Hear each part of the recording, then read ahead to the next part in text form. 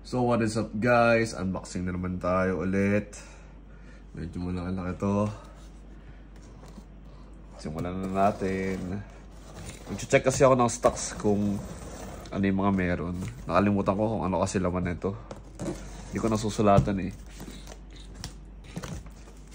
So ito na yung laman ng ating box ngayon.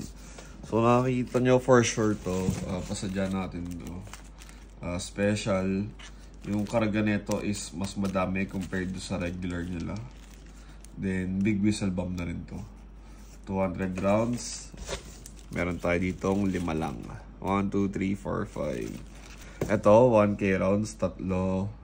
Ganun din, special to. Big whistle bomb na rin yung nasa dulo. Ayan, 3 sila. 3 na available. Then meron rin tayo nito special OG Thunder. Ayan, matigas to. Ayan, mapapansin nyo. OG Thunder. Mas malaki to syempre sa 3-star natin. So meron tayo nito, 10 lang. PM na lang kayo guys sa Facebook page namin. Then ito, whistle bomb. So yun lang. So close na natin to. Like and follow for more.